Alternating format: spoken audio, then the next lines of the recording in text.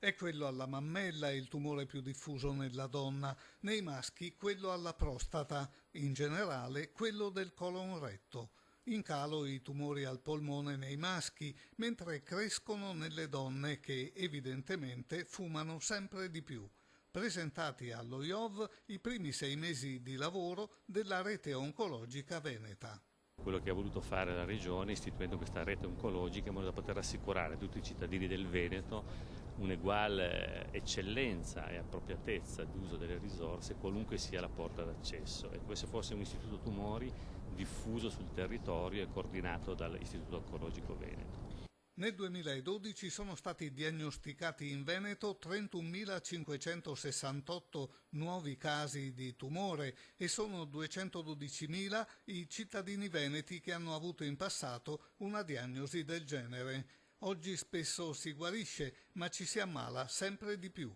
Oggi per fortuna si guarisce, oltre il 60% dei pazienti globalmente guariscono e in molti di quelli che non guariscono si riesce a cronicizzare la malattia.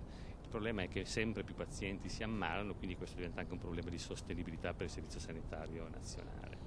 L'obiettivo dunque è garantire ai pazienti oncologici tempestività nella presa in carico e uniformità del percorso diagnostico, terapeutico e assistenziale. Finalmente, osserva il governatore del Veneto, le nostre grandi eccellenze sono in rete. Una rete oncologica veneta, ovvero un ospedale oncologico diffuso che mette in rete tutte le grandi eccellenze che abbiamo in Veneto. Quindi non ha più senso per molti cittadini, parlo del mio territorio, che è ai confini col Friuli, pensare che l'emigrazione sanitaria verso altri poli d'eccellenza di altre regioni abbia più senso. Non ce l'ha perché qui noi abbiamo grandissime professionalità.